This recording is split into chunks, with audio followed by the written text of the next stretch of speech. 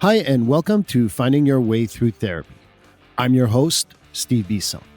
The goal of this podcast is to demystify therapy, what can happen in therapy, and the wide array of conversations you can have in therapy. I also talk to guests about therapy, their experience with therapy, and how psychology is present in many places in their lives. I also share personal stories. So please join me on this journey about therapy. Hi, and welcome to episode 83 of Finding Your Way Through Therapy. I'm your host, Steve Beeson. If you haven't listened to episode 82 yet, it was with Jake Nichols and the returning Pat Rice.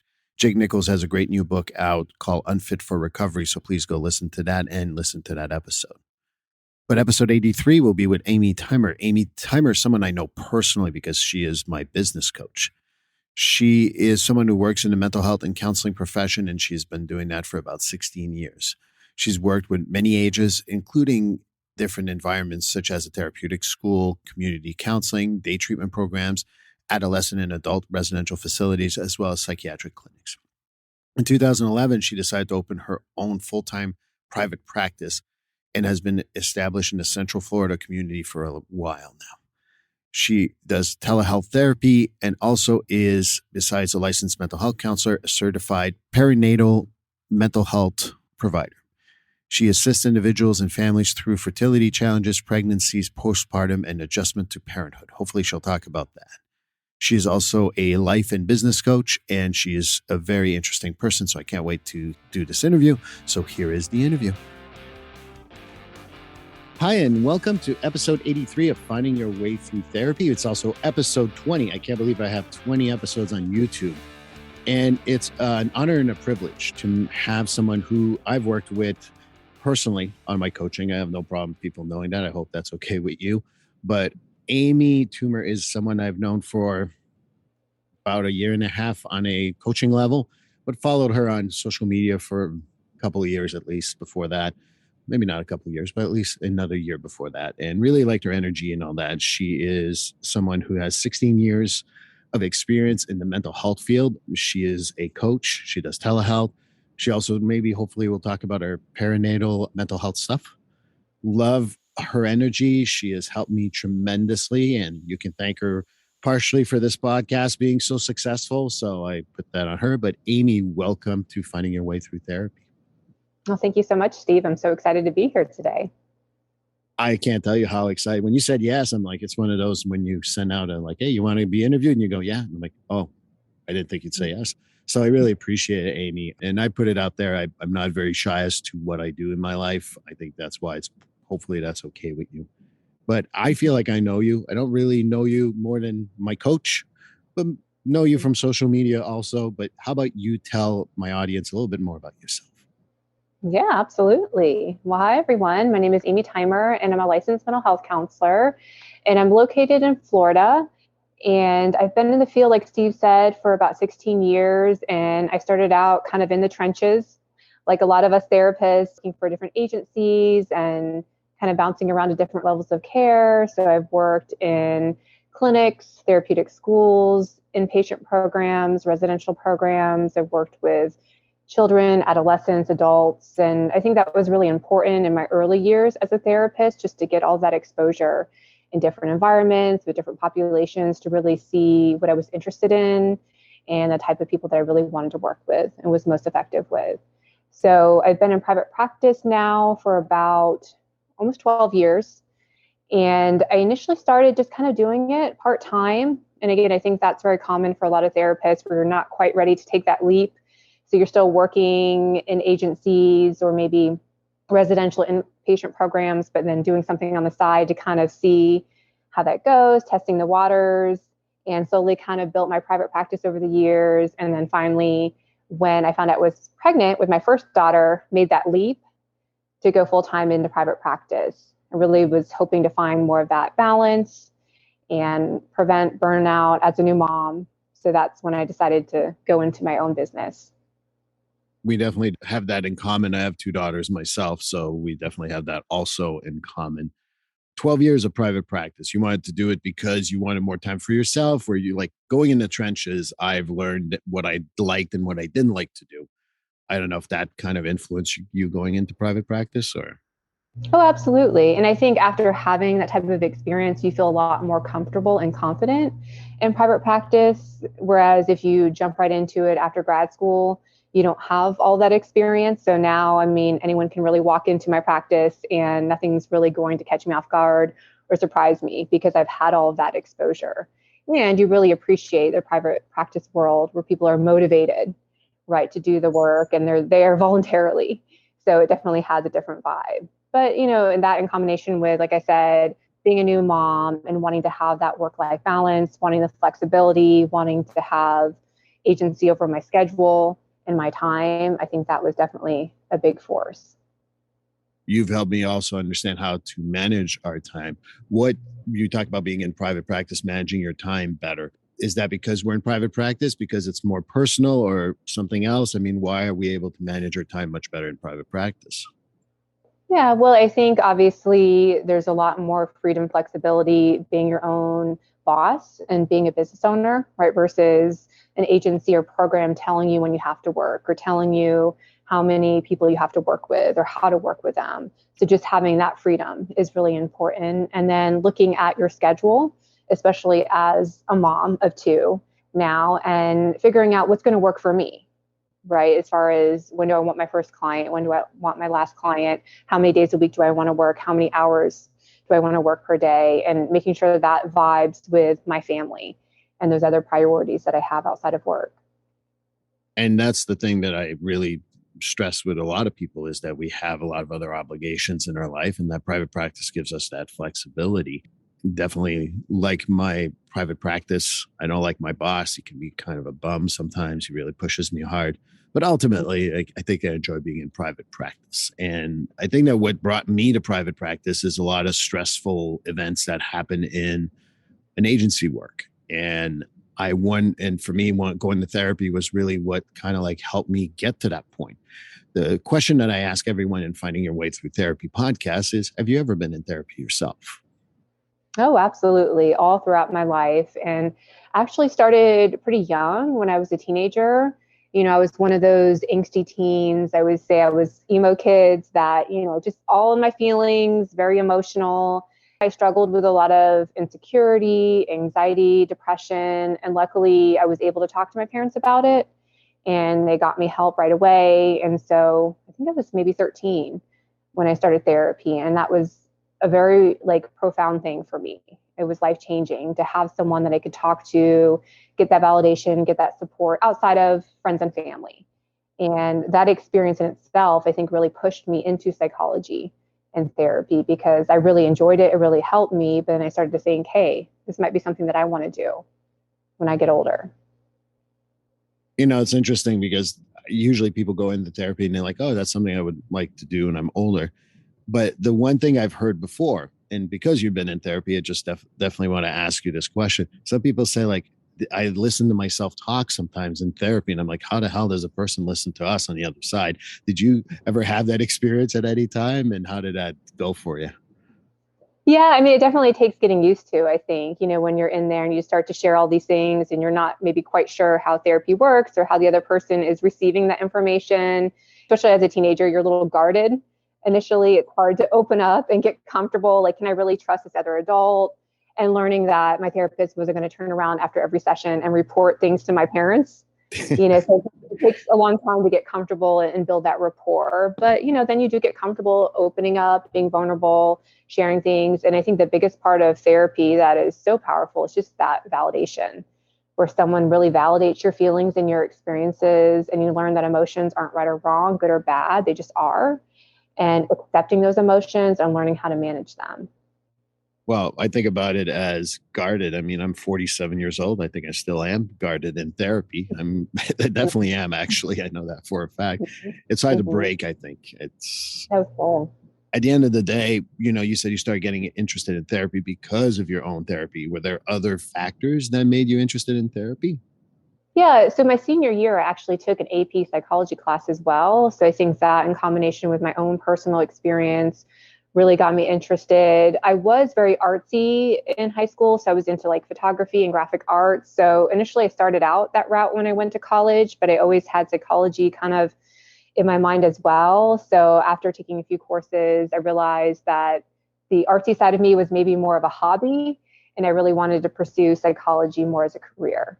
So I, fairly soon in my college career, figured that out, maybe like the second semester, and then kind of switched route and decided to get my undergrad in psychology and then go on to grad school.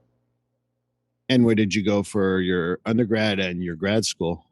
Yeah, so I went to UCF for my undergrad in psych, and then I went to Nova Southeastern for my master's. So my master's is in mental health counseling, and then I went on to get licensed. So I'm a licensed mental health counselor.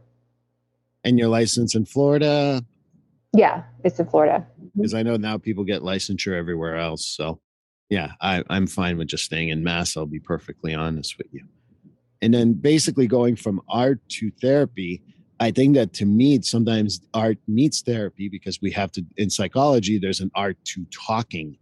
When you talk about art, I imagine you, and maybe it's my own thing, I imagine you singing or I imagine you painting, but I didn't like, did you integrate some of the art practices, for lack of a better word, to your work as a therapist, or how did you manage that? Oh, absolutely. And I still do to this day. In one of the residential programs I worked at, we actually had like certified art therapists, and I worked very closely with them, just learning different ways to incorporate art. So whether that's poetry, music, photography, graphics, I mean, there's so many different ways to incorporate art in therapy. And so that's still something that I do today because I think a lot of people connect with art and expressing themselves, and it feels less threatening, right? To maybe draw a picture or write a song or a poem about how you're feeling versus just talking about it, especially with some of my younger clients. I think that helps them kind of break through that resistance they have to therapy. And I think that that's the good way to do it. I maybe I can draw a picture next time I go to therapy because that will help. But I also think that art therapy in general, or expressive therapy, as I learned to say it now, really helps individuals just get out of their shell. I think that Mm-hmm. that's a good way to do it. Is there other techniques that you use as a therapist slash coach to help people get out of their shell? Maybe their stuck points. Yeah, I mean, I think a lot of times it is just building that relationship and that rapport. So just being patient with the process and meeting people where they're at versus like forcing them to open up in that first or second session. So sometimes we might just work on rapport building, right? And just getting them comfortable and helping them learn the process of therapy. I think a lot of people come in and they're intimidated. They're like, I don't know how to do therapy, right? So just using humor and kind of levity and allowing them to get comfortable in the process first and letting them know there's no judgment, there's no like time frame, there's no pressure that they have to open up and identify everything right away. And when you go to therapy, you sometimes become a coach. And I know that was one of the transitions that you did. Mm-hmm. That's how we know each other. Yeah. Let's maybe start off because a lot of people sometimes mistaken take therapy and coaching as the same. Mm-hmm. I've said it, I've had a few guests who are coaches and I said, how do you explain that to people? So I'd like to hear your explanation as to how the difference is from a therapist versus a coach. No, absolutely. And I'm sure there are a lot of different ways that you can describe it. But with coaching, obviously it's less clinical. So you're not going to be diagnosing and getting into very like heavy clinical topics, trauma or severe depression. Obviously, if someone is really struggling with just like basic levels of functioning, therapy probably is a better place to start than coaching. Coaching to me is more like action oriented. So we're not going to sit there and process your childhood or your trauma. We're focused more on like what's happening right now in your life and what direction do you want to head in. So identifying, goals, priorities, values, really looking at what is not working. Like what are some of the challenges or obstacles that are getting in the way? What is working? And then developing a really concrete action plan. And I think that's where a lot of people struggle. They have these like broad, abstract ideas or goals that sound great. It's like, oh, I want to do more self-care. I want to be less anxious, or, I want to have more balance in my life. I want to be a better mom. Well, what does that mean, right? I think a lot of people just get stuck with that abstract idea and they don't know how to break it down to something that can actually be implemented in their life, that's time oriented, and that's realistic. It's the other piece of it. I think often we have these unrealistic expectations. So we kind of set ourselves up for failure and self-sabotage with that. So really helping people identify goals, right? And make sure it matches the values and priorities they have in their life, and really auditing how they're spending their time and energy. Because sometimes when you look at that, it doesn't match up what you want. And that's where the disconnect is. And so it's very targeted. With the goal setting, accountability is a huge piece of it as well. I think sometimes with coaching, you have more freedom and flexibility, with the techniques and things that you can incorporate. Obviously, sometimes you can be a little more confrontational, right? Versus like, let's spend a year processing this one thing. It's like, okay, what are you going to do about it right now? Right. Right. So it's very kind of in the moment. Obviously there are a lot of great advantages as far as accessibility. So with my therapist license, I'm only able to work with people in the state of Florida. With coaching, I can work with people all over the world. You don't have those same restrictions or regulations that you would with your license. So I think there's a lot of great benefits to it. And, initially when I got into coaching, it was kind of right in the midst of the pandemic. And like a lot of therapists, I was just feeling really burnt out. My caseload was increasing to the point where I was seeing 35, 40 clients a week. And it was just a lot. You're trying to help everyone and just keep taking more and more on. And then in my own personal life, started to feel just really burnout and overwhelmed. Wasn't excited to get out of bed and start my work day. You just start to kind of dread work, and just had a lot of signs that something wasn't working, that Right. something hadn't changed. And then at the same time, I had people reaching out to me from my Instagram following, other therapists saying, hey, I really like what you're doing. It's really interesting the way that you've built your practice, the way that you market things. It seems like you have it figured out. Have you ever thought about coaching? So that kind of at the same time got me to start to look into that. Well, what would that look like as a therapist? How would I incorporate that or kind of make that part of the work that I do, and got me really excited about it. I think there's a lot of people who go into coaching because it is exciting and it's a change. But, when you have 30 to 40 clients a week, how do you manage the stress for any human being to do that during a pandemic? I mean, it's just very tough in general. Did you find yourself working because you wanted to stay busy? Did you end up working more because the demand was there or something else? Yeah, I think all of the above. It's hard as a therapist to turn clients away. And I think in the last couple of years, I've gotten really good at setting boundaries and prioritizing my own self-care and mental health. And that really got my attention. When I was at that point of burnout and overwhelm, I said something has to change. So incorporating coaching to have that balance, really lightening my clinical caseload and looking at my schedule and prioritizing the things that fill up my cup and make me feel good. Looking at the type of clients I was working with and making sure that it was more of my ideal client versus just taking on everyone because I can, having more of a niche or specialization. So I think all those things kind of played into having that healthier balance. And when you talk about ideal coaching, the thing that comes to mind for me is you have a lot of different coaching programs. So, how about you go through some of these coaching programs and what they do? Yeah, absolutely. So, like I said, it first started out with just other clinicians reaching out and wanting some help with their business and their private practice. But, different elements are involved in that. So, of course, helping them reach their business and financial goals, but at the same time, preventing burnout and incorporating Hmm. self care and family life. So, I have a lot of clinicians that are maybe moms or parents. And so they're like, well, how do I do all the things? How do I run a successful practice? But I also want to be with my family and my children. I want to take care of myself Right. somehow. I want to maybe have a relationship with my spouse or my partner. I want to have friends. Like, how do I do all the things?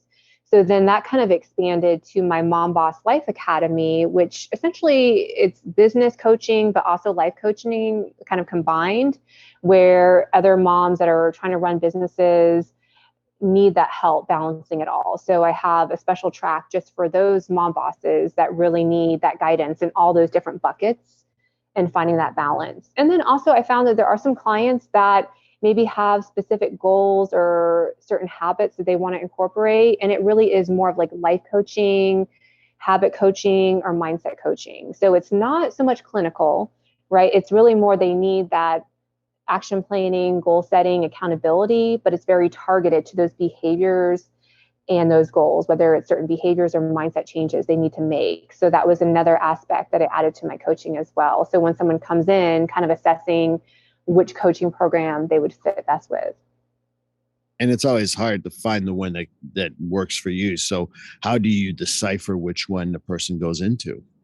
Yeah, so I'll have them come in, do some initial paperwork as far as what they're looking for and their goals, and then we'll have a consult and talk through it together. And by the end of the meeting, typically have a general sense of what's going to work best for them. And then we talk through that together and set up a plan. Okay. Well, I know that definitely that we all have different needs, and like, the mindfulness and moving forward and our own social life. I think that there's a lot of stuff that goes with that. I think that it's also about burnout. I mean, one of the things that I found myself and in other people who work in our field when the pandemic started really affecting a whole lot of people, closing schools and stuff like that. Therapists ended up being, and I'm maybe talking only for present company, but I think for a majority of them, they had family obligations, whether it is mom, dad, brother, sister, daughter, son, what have you. And then you had the obligations of work. And then you had, where the hell am I going to go? Because, at one point we couldn't even leave our house. And for me, the burnout really occurred. And thank burnout for this podcast too. But I ended up seeing the same number of people, and I just like I didn't deal with my own stuff, so I ended up being a little burnt out. I felt like it was as I've discovered with my therapist, a trauma response to stay busy because I didn't want to deal with the stuff. But how do you prevent burnout? Not only in for therapists, obviously, but for mom bosses you talked about, and other people in general, because it is a very tight rope to run. Oh, absolutely. And I always say burnout prevention is a lot easier than burnout recovery, right? So if you can be preventative and intentional and make sure you're constantly checking in with yourself to prevent that from happening, that's going to be a lot easier than having to recover from it because it takes a really long time when you've had prolonged burnout, which so many clinicians have been in that position, right? It's like years and years of burnout. And then they're like, okay, something's got to change. So the more preventative that you can be, the better. But definitely, looking at how are you taking care of yourself. We're in a industry that has a high burnout rate because we are giving so much of ourselves to other people, sitting and listening to people all day and their issues and being so invested in that. Often our own needs and our own self-care and mental health gets lost in that. So I think really prioritizing that and making that a non-negotiable, having carved out self-care time. I'm a huge advocate for therapists and therapy. I really think that if you're a therapist, you should be in therapy or having some type of support system, whether it's business coaching, life coaching, any other support that you can have is going to be so important to prevent that burnout so that you can participate in all those other elements in your life and not feel that sense of dread. And I think that when you talk about therapists being in therapy, I'm 100% behind it. I think that when I was in undergrad, we learned about it through the psychoanalytic history, where basically you had to have your own psychoanalytic sessions in order to become a psychoanalytic therapist. And in time, it was seen, we pushed against Freud, we pushed against a lot of these psychoanalytic behavior therapists or theoretic people, and we kind of run away from being in therapy ourselves. And I think that with time, we've really changed a way to get back into therapy. I frankly could not do my job if I wasn't in therapy. Mm-hmm. How do we get through to someone with that? Because I think that it's hard for some therapists to say, well, no, I'm a therapist. And this is maybe my own projection, I'll guess, but I've seen another therapist. I'm a therapist. I got to handle my own stuff, right? At the end of the day, I go back to a meme I once saw is like, we're all as screwed up as any other human being. We're just screwed up differently. But how do we tell therapists to really get into not only therapy, coaching, or whatever to find a balance in their life? Oh, absolutely. And that's one of my biggest missions on social media, I'm sure you're aware of, is constantly trying to break down that stigma and talk about the fact that I'm a therapist and I've been in therapy all throughout my life for different reasons. But we're human, right? And we have our own stuff, our own trauma, our own lived experience, our own daily struggles. And we need a support for that. We need someone to talk through our own stuff and have that awareness and also to understand what it's like to be on the other side of therapy. How can we be a good therapist if we don't know what it's like to be a client and to be vulnerable and to have that experience? I think that can be very humbling and grounding. to go in as a client, to have to find your own therapist and start that process of building a relationship with a therapist and trusting a therapist and opening up to a therapist and incorporating those elements in your own life. I think that will make you a much better therapist. So I think just talking about it, talking about your own experience and promoting that to anyone that will listen, right? On any platform that you have, that's how we break down that stigma and normalize it. And I think sometimes there is this idea that we're therapists or coaches and we have it all figured out, that we're perfect, our lives are perfect. And that's not the case, right? Like that's like the biggest running joke of all. We're all human, we all have our own struggles, and we all need help. And I remind people, I have my own history. Amy has her own history. Everyone has their own history. And that brought them to XYZ or ABC or whatever letters you want to choose. Doesn't matter. And we all have that unique story. So that doesn't make us more screwed up, less screwed up. It just makes us different. And that's a way I talk about it. The other part that I do is I'm hoping that this podcast helps not only people who are listening who want to go to therapy, but therapists who might be listening to go to their own therapy, because I think it's so important. I cannot thank enough the 3 or 4 therapists that I've had in my life to get me to the point where I'm at today, which I'm very happy about. But at the same time, I go to therapy every 3 weeks and it's not going to stop, and I don't see an end to it. And that's okay. But for some people, that's kind of imposing. How do we suggest to someone that therapy is not a 6-week program or 12-week program? Yeah, I really think it can be lifelong. There's always something to talk about. There's always something to process or work on, even if you're just maintaining certain things in your life and having that support system, that accountability. I just don't think you can replace that. And you can always, like you said, kind of spread sessions out or have it more as needed, but to still have that connection to therapy and have that resource available. I think that's so important. And I don't ever see myself not going to therapy. Right.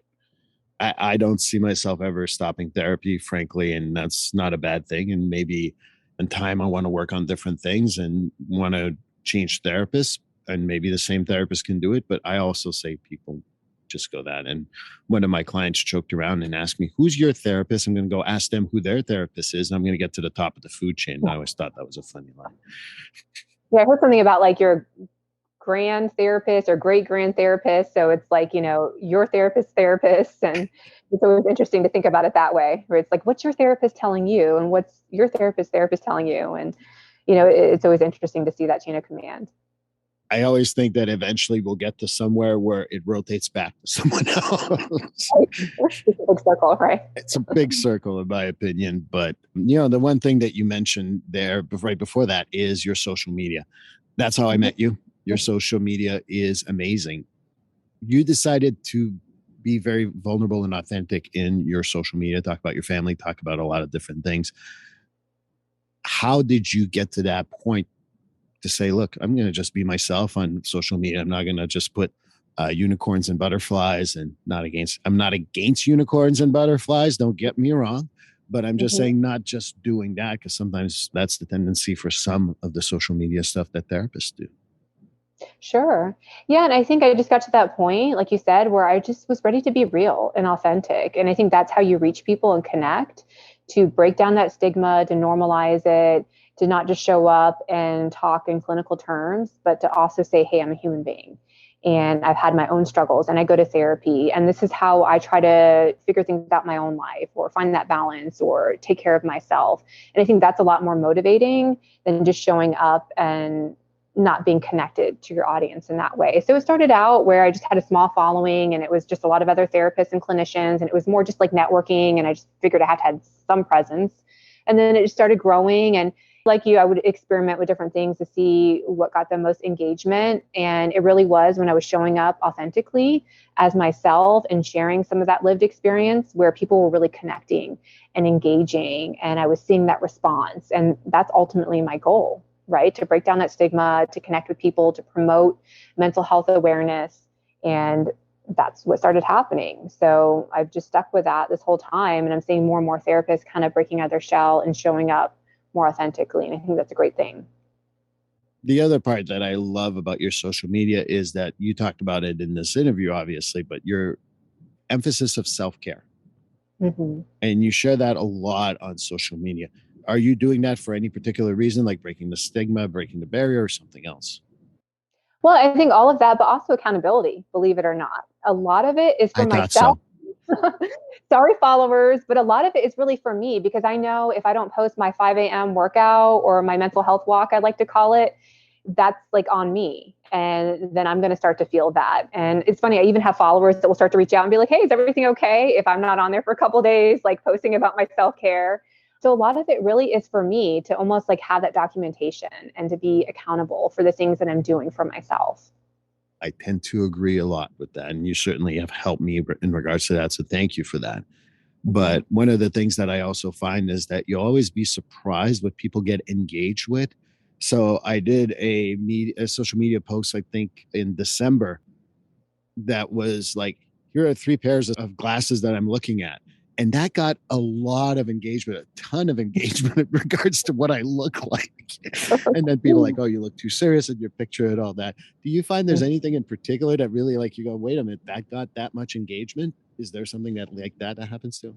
It is surprising because you'll have certain like reels or posts you put a lot of thought into and you're like, oh, this is going to be great. And, you're like planning it. And then it's like, it kind of flops. Where other times it's just like very like sporadic in the moment. You get inspired or you just had a session and you thought about some quote or some message that you want to put out there and you just jump on and do that real quick. And then you get a really high response. So sometimes it's just that in the moment stuff that you don't have to plan for or think about that people respond to, because then you're more authentic too. You're more real when you just kind of show up and say, hey, I was thinking about this. There's something that I just did in my life, and people really connect with that. I have a little pad here. One of the things that I've learned to do is in therapy, sometimes people are like, oh, that was really good. And I don't know if I'm breaking a wall here, but I'm sure that happens to other therapists. That's great. What the hell did I just say? Yes. I can write it down for that. I love like people like, oh, you know what you said last week? That was amazing. Great.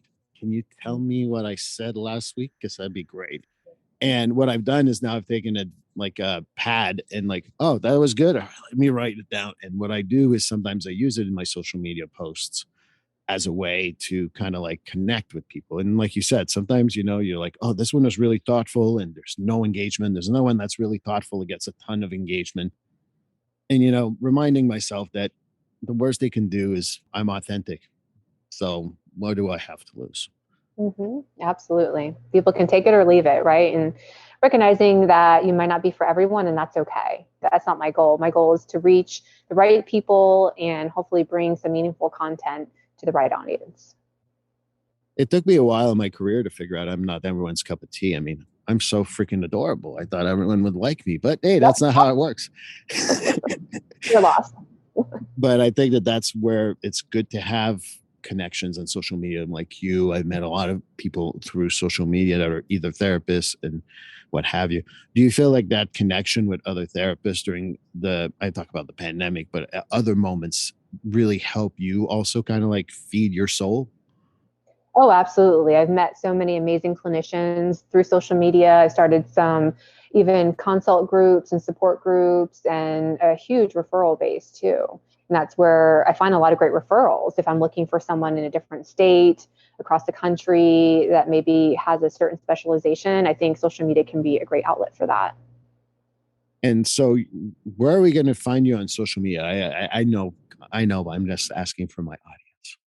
Yes, so I'm definitely on Instagram, just Amy Teumer.